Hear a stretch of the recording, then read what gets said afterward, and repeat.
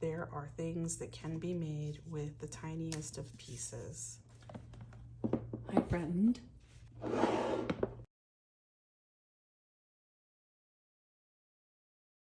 All of these have hidden spots for journaling. I'm going to show you how I make these just using these scraps. So the first thing that you're going to want to do, begin sorting your scraps however makes sense to you. I sort them by size because it makes it easier for me to just find a tiny piece if I feel like I just need like one little detail. So for example, on this one, I have this small yellow spot. I have this really narrow gilded scrap, and then I also have this small one. And those three small pieces of paper still add interest. So I like to keep any paper that I think is nice, whether it's big or small.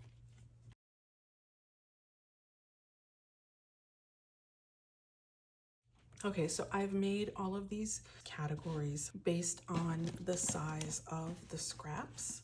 So the first thing that I want to do is find the piece of paper that's going to hold all the other pieces of paper. So I'm going to choose that one. And then I just want to, choose some papers that I think would be fun with it. And notice how I said fun and not match. I'm just going to be layering for fun. So I'm going to do clashing patterns. I'm going to do all the things. I just kind of go around looking at what I have and seeing what feels fun for me. I like when it's a little bit quirky. I like when the patterns are not matching. You're gonna have to be patient and wait for the right combination to get your attention. And then when that happens, you can start gluing things down. Apart from the base layer, it's not really a rule, but it seems like I have been layering with 5 other components. I think it just naturally happened with me trying to not over layer. I tend to not know where to stop and I keep layering unnecessarily. And so maybe that's why I've chosen 5. And then I just like to stagger when I'm layering and also maybe alternate, which direction they're going to face. Play around until I land at something that I'm happy with. I do like to bring a little bit of black into certain things. I find adding black feels grounding to me. For some reason, it doesn't feel complete to me until the black is added. So it must have some sort of grounding effect for me.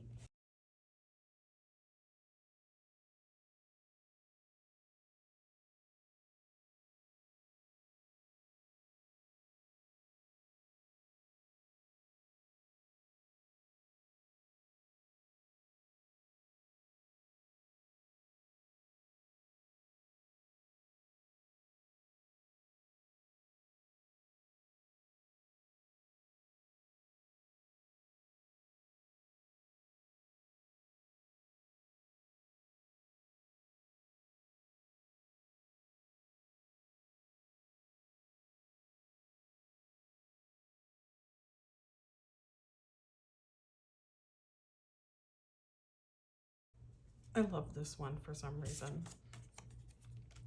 Probably my favorite of the 3 because it's the most nonsensical, clashy one. None of it really makes sense together. It's like these 3 misfits decided to form a team. And I feel like the crazier it gets, the more I like it.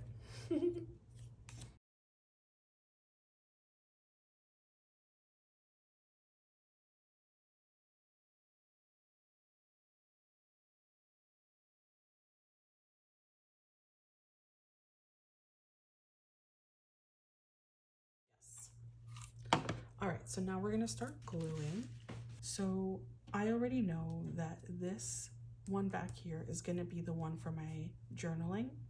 So I'm gonna glue parts of these two together before I use this one to be a belly band for that one. And now you know the secret. So I'm just gonna put a little bit of glue, you know, right here. I'm like guesstimating. If you wanted precision, you came to the wrong place. Anyway, let's not overthink it. Shanice. Now I'm gonna take this one and I'm gonna place this card that's going to be for my hidden journaling exactly where and the way that I want it. So I believe that I want it to look something like that. So then I'm gonna hold it.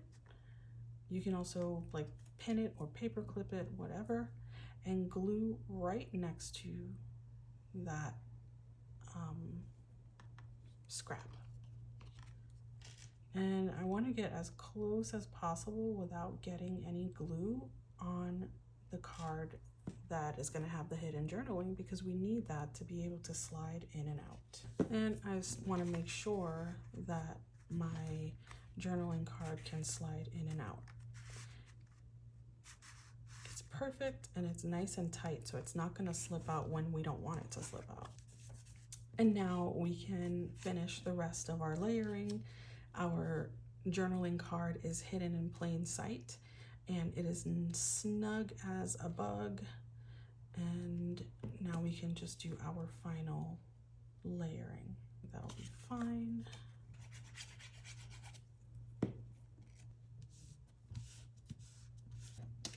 And at this point, you can, you know, secure any edges that you might be concerned about. I don't expect that they're gonna last generations. So when it is for junk journaling, I really try my best to give myself permission to allow whatever I want. It's your junk journal. You decide what the rules are, whatever it is that you're creating. If you're drawing, if you're writing a letter, you decide. You're the one making it. It is your creative expression. Oh, I think I might have glued that paper a little bit, but that's okay. So here we are, perfectly hidden in plain sight. So one thing that I like to do that I think is optional, but it is useful for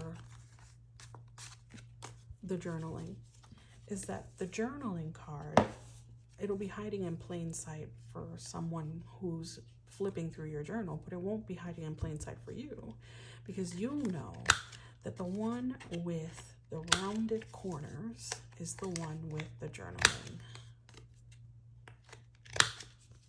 So now that these corners are rounded, I will always know that this one is the one that pulls out for journaling.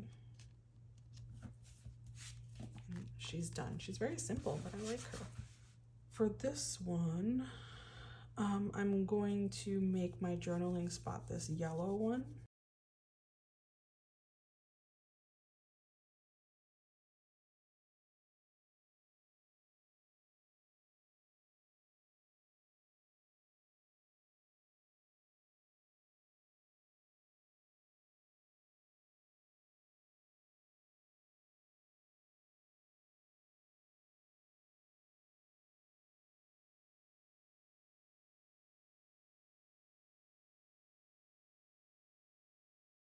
All right, so now we've got our tuck spot, and the fact that it sticks out like that adds more interest, and it also adds more texture. So love it. All right.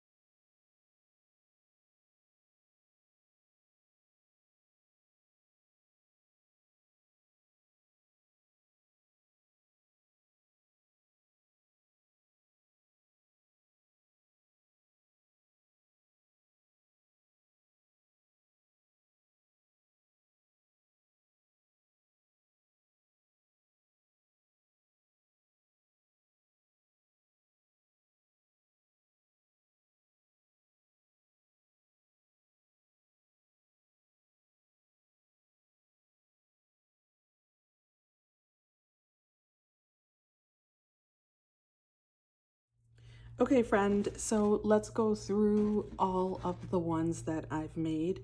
It's now the next day. I'm going to show you the 3 that we worked on together, and then show you the ones that I kind of flipped through quickly at the beginning of the video, and then some more, because all in all I made, I think, about 20. Making projects in bulk makes it easier for you to create pages and spreads in the future because you already have things that you can use. Okay, so the 3 that we did together were these. I believe everything that is here was part of the process video, for the exception of the little gold bow that I decided to add. You already know that this hidden journaling spot is here, that there's one here. Some of them have double journaling spots, which I kind of love. This one's journaling spot is right here. I'm not sure if this is from the first batch or the second batch, so we're just gonna keep it moving. But I decided to add some of these faux wax seal stickers from Dollar Tree. And here is the hidden journal spot for this one. So here's this one, again, adding the wax seal, also adding like bits of pop of gold. I like a little shimmer from time to time. Here is the journaling spot for this one. I'm so excited about this project. I love a hidden journaling spot to the point of ridiculous. And I just love how these look like features that you can add to your art journals or your junk journals or your pen pal mail as goodies. Let's see if we can put it, oh my gosh, stop the music right now. So look, this is one of the signatures of a memory journal that I'm working on for a friend. And like, just by doing that, it just adds interest to the cover of this insert. And similarly, it does the same to any page that you add it to on the inside. I didn't put a caption on this one because it already had words here, but I'm not sure, maybe in hindsight I would still add a caption. But because this looks like it's just a collage, no one would know that this is a journaling spot except you. I like these slimmer ones as maybe a border. It doesn't matter that they don't match. In fact, I think there is a liveliness that comes from not being super particular about coordinating or matching. Just go with the vibes. And I love when things clash. I just think it's so fun. Here's our smaller little journaling spot. Here's another one. I mean, that could be a side-by-side companion for that one. Here's one journaling spot for this one. And here is another one. This idea originally came from wanting to figure out a way to make belly bands have a second purpose, to create a belly band that had a hidden journaling feature. Actually, maybe I should have said that at the beginning of the video, but we have this one, which is very pink leaning, and it's got this spot as well as this spot. I love this paper, it's so pretty. I added another faux wax seal sticker from Dollar Tree, and this glittery paper is actually from double-sided Christmas wrapping paper from last year. We have this one, which has this journaling spot, and this one. And then I have this one with this journaling spot right here. I love how this one turned out. I love that these papers are not particularly special on their own, but as part of this collage, they suddenly become special. It's giving gorgeous. It's really fun for me and really satisfying to be able to give a second life to these little pieces that, you know, could otherwise understandably be let go. Love how this one turned out, even though I struggled like crazy with it. Then there's this one with this journaling spot. For the next few, I added some ephemera, and not to overly romanticize, but I almost feel like it validates the scraps even more. It's like, yeah, this is art, guys. I do my own stunts. This is the only one where I added 2 staples from the Tim Holtz tiny attacher. I love my tiny attacher. For some reason, I don't use it as much as I should.